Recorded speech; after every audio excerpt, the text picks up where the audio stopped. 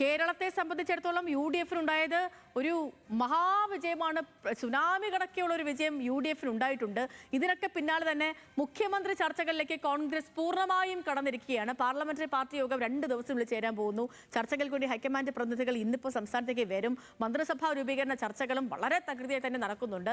സാമുദായിക പരിഗണന, അതേപോലെ സീനിയോറിറ്റി, ഇതൊക്കെ മാനദണ്ഡങ്ങളാണ്. ഈ ഞായറാഴ്ച തന്നെ സത്യപ്രതിജ്ഞ ഉണ്ടാകാനുള്ള സാധ്യതയാണ് നിലവിൽ നിലനിൽക്കുന്നത്. നടപടിക്രമങ്ങളൊക്കെ ആരംഭിച്ചുവെന്ന് KC വേണുഗോപാൽ പറഞ്ഞു. ആദ്യം KCയുടെ പ്രതികരണം കേൾക്കാം. അതിനുശേഷം വിശദാംശങ്ങളുമായി ആൽവിൻ തോമസ് നമുക്കൊപ്പം തത്സമയം ചേരും.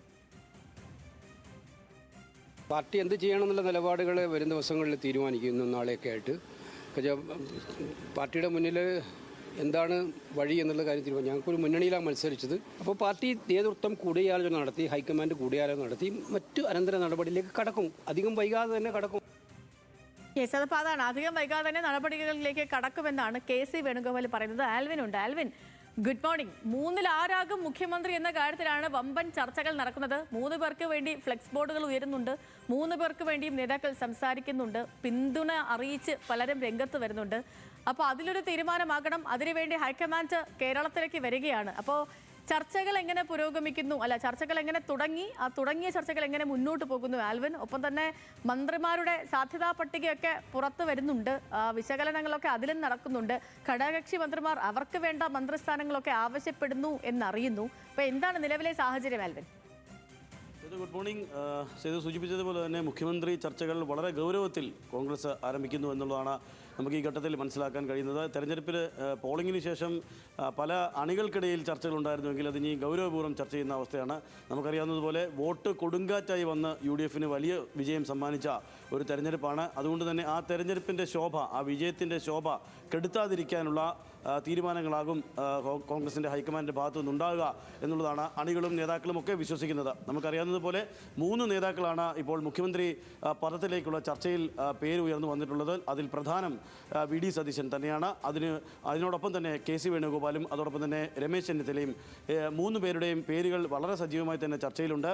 പല അനുകൂല ഘടകങ്ങളും പല പ്രതികൂല ഘടകങ്ങളും ഈ 3 നേതാക്കളെയും സംബന്ധിച്ചിടത്തോളം ഉണ്ട് എന്നുള്ളത് ശ്രദ്ധേയമാണ്. അതുകൊണ്ട് തന്നെ VD സതീശൻ്റെ വരവ് പ്രതീക്ഷിച്ചാണ് ഒരു പക്ഷേ അണികളിൽ ഒരു വലിയ വിഭാഗം നിൽക്കുന്നതെങ്കിൽ മറ്റൊരു 2 വിഭാഗം അണികൾ പ്രതീക്ഷിക്കുന്നത് KC വേണുഗോപാലിൻ്റെയും രമേശ് ചെന്നിത്തലയുടെയും വരവ് പ്രതീക്ഷിച്ചാണ്. പക്ഷേ ഹൈക്കമാൻഡ് അതിൽ അന്തിമ തീരുമാനമെടുക്കും. ഇന്ന് ഹൈക്കമാൻഡ് 2 പേരടങ്ങുന്ന നിരീക്ഷകരെ നിയോഗിക്കും എന്നുള്ളതാണ് നമുക്ക് അറിയാൻ കഴിയുന്നത്. അവർ ഉടൻ തന്നെ ഡൽഹിയിൽ നിന്ന് കേരളത്തിലേക്ക് എത്തിയ ശേഷം MLA-മാരുമായി കൂടിക്കാഴ്ച നടത്തും. MLA-മാരുമായി 1-to-1 ചർച്ചകൾ ഉണ്ടാകും. അവരുടെ അഭിപ്രായങ്ങൾ തേടും. അതിനുശേഷമാകും ആ അഭിപ്രായം ക്രോഡീകരിച്ചാകും AICC-യെ അറിയിക്കുക എന്നുള്ളതാണ് നമുക്ക് മനസ്സിലാക്കുക. ഹൈക്കമാൻഡിനെ അറിയിക്കുക എന്നുള്ളതാണ് മനസ്സിലാക്കുക. ആ നിരീക്ഷകരുടെ ആ നിലപാടും അല്ലെങ്കിൽ MLA-മാരുടെ നിലപാട്, അതാണ് എല്ലാ കാലത്തും കോൺഗ്രസിൻ്റെ മുഖ്യമന്ത്രിമാരെ നിയോഗിക്കുന്നതിൽ പ്രധാന ഘടകമായി വരുന്നത്.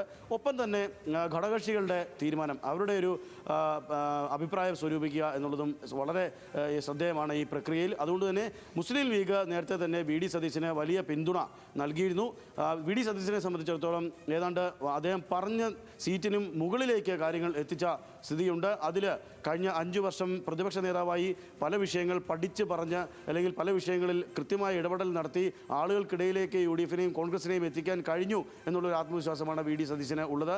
അതിൻ്റെ വിജയത്തിൻ്റെ ഭാഗമായാണ് ഇന്നലെ വലിയ വിജയം UDF നേടിയെടുത്തതും എന്നുള്ളതാണ് അദ്ദേഹത്തിൻ്റെ ഒരു കണക്കുകൂട്ടൽ. അത് MLA-മാർ എത്തരത്തിൽ അദ്ദേഹത്തിനോടൊപ്പം നിൽക്കും എന്നുള്ളതാണ് ഇനിയും കണ്ടറിയേണ്ടത്. അതോടൊപ്പം തന്നെ മറ്റൊരു മുതിർന്ന നേതാവാണ് രമേശ് ചെന്നിത്തല. അദ്ദേഹം നമ്മൾ അറിയാവുന്നതുപോലെ മുഖ്യമന്ത്രി അല്ലാത്ത മിക്കവാറും എല്ലാ പദവികളും അദ്ദേഹം വഹിച്ച ഒരാളാണ്.